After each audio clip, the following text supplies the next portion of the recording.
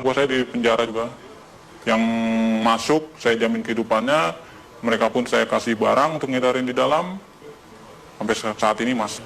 Jadi memang sengaja dimasukkan memang Dimasukkan untuk mengedarkan di dalam sel. Karena kebutuhan sel tuh banyak juga sama seperti kebutuhan di luar. berapa persen dari 100% penghuni lapas itu pakai narkoba? Hampir semua ya. Hampir 75%, 80% itu pemakai. Berarti sipir tahu dan kalapas tahu dong? Tahu. Itu hal umum. Karena kan kita juga masuk barang itu nggak mudah. Biasanya itu uang tip atau apa segala macam selalu diminta. Berapa biasa minta? Sipir berapa, kalapas berapa? Ya nominalnya masih jutaan ya, belum ratusan juta. Masih jutaan. Misalnya jutaan, sipir tuh dapat berapa sih?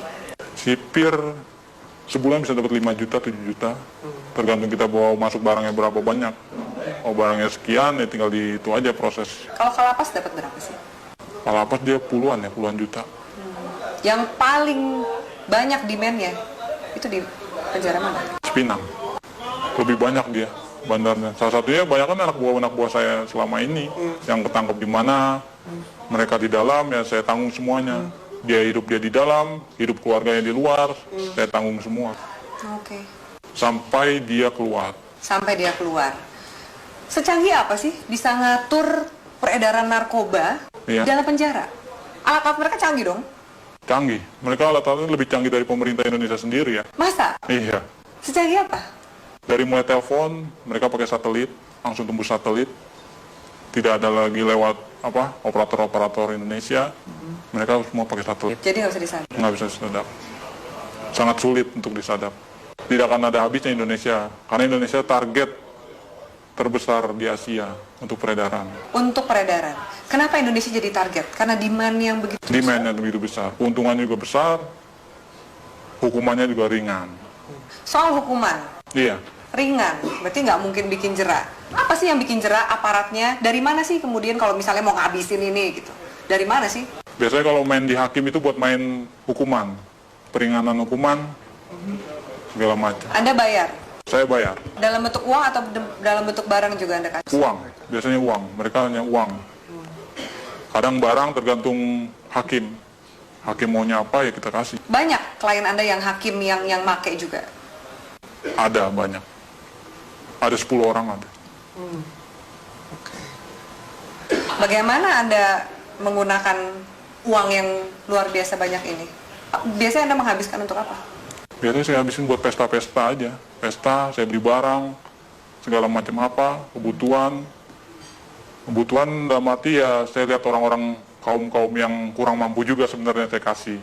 Beramal juga? Beramal. Tapi kan dari duit Istilah- seperti itu, duit haram, duit panas. Ya, istilah kata buang sial. Kalau di kalangan ini buang sial, harus. Anda nggak takut ketangkep? Enggak. Karena saya percaya, saya di dalam pun saya dijamin. Dan keluar pun masih ada tempat buat saya. Kecuali hukuman mati ya, mungkin banyak yang kapok. Susah nggak sih keluar dari jaringan ini? Sangat sulit. Karena semuanya itu sudah terpantau oleh bos. Kita pun juga nggak tahu kan anak buah bos seberapa banyak. Yang kita tahu kan hanya segelintir orang yang saya percaya ada 30 orang. Mungkin dari lain ini ada lagi anak buah bos yang mantau saya juga. Bagaimana posisi saya, peredaran saya, perkembangan saya. Oke. Dari Jakarta sendiri, selain 5 bos Anda ini, Ya, ada juga jaringan-jaringan yang lain? ada. Banyak.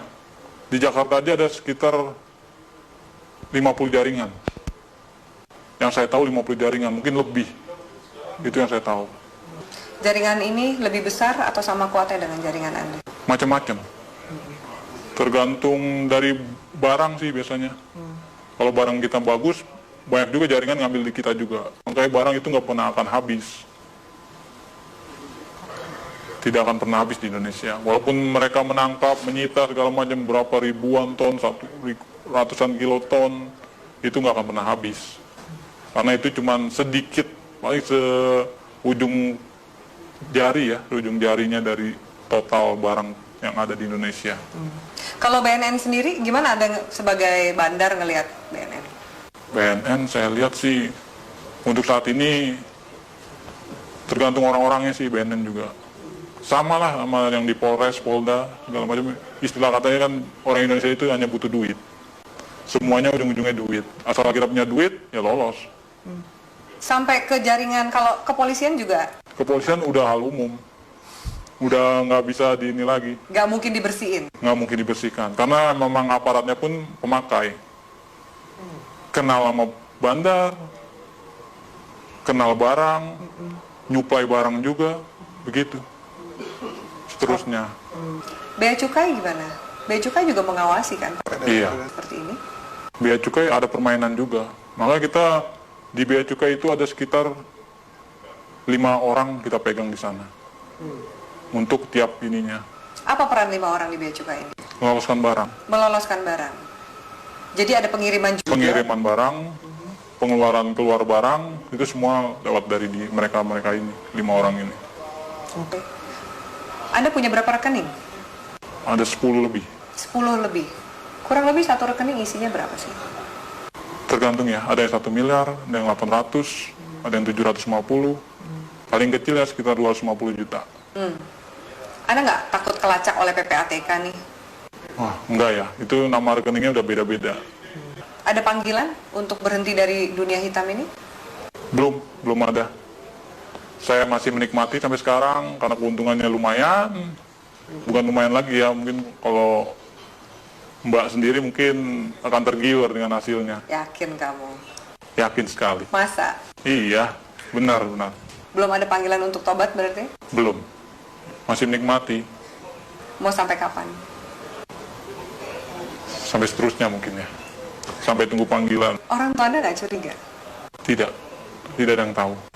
Teman-teman kecil pun nggak ada yang tahu. Semuanya saya dan kawan saya yang baik saya kenal saja tahu. Apa enaknya punya uang banyak tapi harus bersikap seperti biasa-biasa dan sembunyi dari semua orang? Itu ya konsekuensi. Karena kalau kita terlalu vulgar pun orang akan mencolok. Ini anak kerjanya apa tapi menghasilkan segala macam, itu malah bakal menimbulkan kecurigaan. Baik dari orang tua, saudara, bahkan lain-lainnya bakalan imbasnya ya penyelidikan dan penangkapan. Apakah jaringan narkoba ini juga masuk ke istana?